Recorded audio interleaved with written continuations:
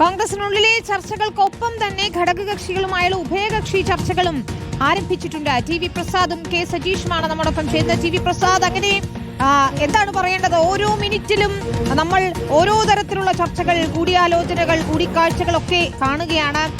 അതിൽ കൗതുകം തോന്നുന്നത് കെ സി വേണുഗോപാലും വി ഡി സതീശനും കൂടിക്കാഴ്ച നടത്തിയതാണ്. ഈ മുഖ്യമന്ത്രി റേസിൽ ഏറ്റവും ഒടുവിലുണ്ടായിരുന്നവർ കെ സി ഇന്നലെ രാത്രി എത്തിയതാണ്. ഇന്ന് ഉച്ചയാകേണ്ടി വന്നു കൂടിക്കാഴ്ചയ്ക്ക് എന്നുണ്ട്.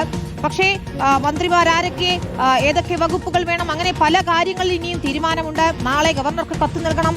അതിനു മുൻപ് ഈ കൂടിക്കാഴ്ചകളൊക്കെ തന്നെയും നിർണായകമാണ്. എല്ലാവരെയും അനുനയിപ്പിച്ച് മുന്നോട്ട് കൊണ്ടുപോകാൻ ഈ ഘട്ടത്തിൽ വി ഡി സതീശന് സാധിച്ചിട്ടുണ്ടോ? T V Prasad.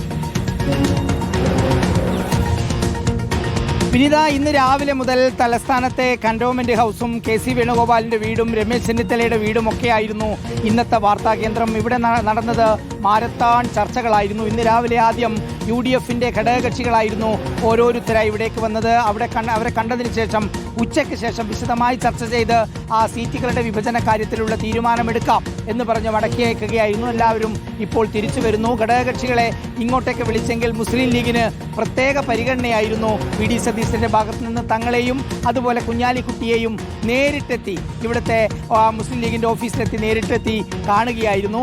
അവിടെ നിന്ന് നിർണായകമായ ചർച്ചയുണ്ടായി. പിന്നീട് അവിടുന്ന് ഇങ്ങോട്ടേക്കാണ് എല്ലാവരും ഏറെ ശ്രദ്ധയോടെ നോക്കിയ ചില നീക്കങ്ങളുണ്ടായത്. അതിൽ രമേശ് ചെന്നിത്തലയെ നേരിട്ട് കണ്ട് സംസാരിക്കുന്നതിന് വേണ്ടി വി ഡി സതീശൻ നിയുക്ത മുഖ്യമന്ത്രി രമേശ് ചെന്നിത്തലയുടെ വീട്ടിലേക്ക് എത്തി എന്നതാണ്.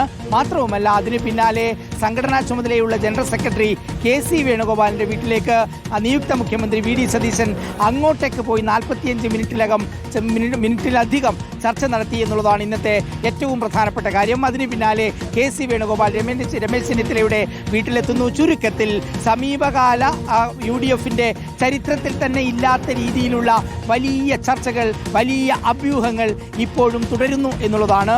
തിരുവനന്തപുരത്തെ കന്റോൺമെന്റ് ഹൗസിൽ ഇപ്പോഴും UDFന്റെ ഘടകകക്ഷി നേതാക്കൾ എത്തിക്കൊണ്ടിരിക്കുന്നു. രമേശ് ചെന്നിത്തല ഇപ്പോഴും കൃത്യമായി മനസ്സ് തുറന്നിട്ടില്ല.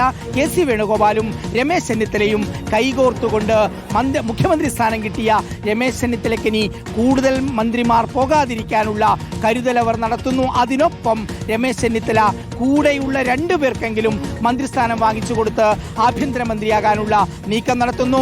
സർവോപരി 40-ലേറെ MLA-മാരുടെ പിന്തുണയുള്ള സംഘടനാ ചുമതലയുള്ള ജനറൽ സെക്രട്ടറിയായ മുഖ്യമന്ത്രി കസേരയ്ക്ക് വേണ്ടിയുള്ള പോരാട്ടത്തിൽ വി ഡി സതീശനോട് അടിയറവ് പറഞ്ഞ കെ സി വേണുഗോപാൽ തന്റെ ശക്തിയും കരുത്തും തെളിയിക്കുന്ന ദിവസമായിരുന്നു ഇന്ന്. ഇന്ന് രാവിലെ മുതൽ എല്ലാ ഗ്രൂപ്പിലും പെട്ട നേതാക്കൾ വരിവരിയായി കെ സി വേണുഗോപാലിന്റെ വീട്ടിലേക്ക് പോകുന്നതും നമ്മൾ കണ്ടു. ചുരുക്കത്തിൽ വിനീത, തിങ്കളാഴ്ച സത്യപ്രതിജ്ഞ ചെയ്യുന്നത് മുഖ്യമന്ത്രിയും എല്ലാ മന്ത്രിമാരുമായിരിക്കുമെന്ന പ്രഖ്യാപനം നേരത്തെ നടത്തിയതോടുകൂടി ഇന്ന് രാത്രി എല്ലാറ്റിലും ഒരു തീരുമാനമാക്കി. പ്രത്യേകിച്ച് കോൺഗ്രസിന്റെ പട്ടിക ഹൈക്കമാൻഡിന് കൊടുക്കണം. അതോടൊപ്പം തന്നെ നാളെ ഉച്ചയ്ക്ക് മുമ്പ് തന്നെ ഗവർണർക്ക് മന്ത്രിമാരുടെ പേരടങ്ങിയ പട്ടിക കൊടുക്കാനുള്ള നീക്കത്തിലാണ് UDFും കോൺഗ്രസ് നേതൃത്വവും. വിനീത, ശരി, ടി വി പ്രസാദ് തുടരുക. കൂടുതൽ അപ്ഡേറ്റുകൾക്കായി വീണ്ടും എത്താം. കെ സജീഷ് കൂടി ചേരുകയാണ്. സജീഷ്, കലങ്ങി തെളിഞ്ഞ് കളം പിടിക്കുന്നത് ആരാണിപ്പോൾ? കരുത്ത് കാട്ടുന്നത് ആരാണിപ്പോൾ? സജീഷ്.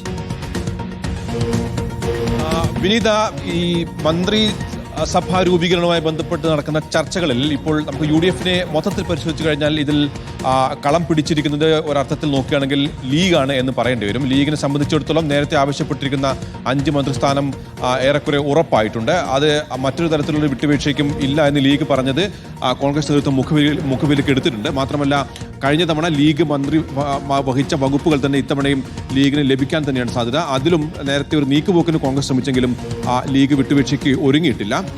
ഏതായാലും ഭരണപരിഷ്കരണ കമ്മീഷൻ സ്ഥാനത്തേക്ക് മാത്രം ഒരുപക്ഷെ ലീഗിന്റെ ആവശ്യം കോൺഗ്രസ് നിരസിച്ചേക്കും. അതിലേക്ക് VM സുധീരനെ കൊണ്ടുവരാനാണ് കോൺഗ്രസിന്റെ പ്ലാൻ.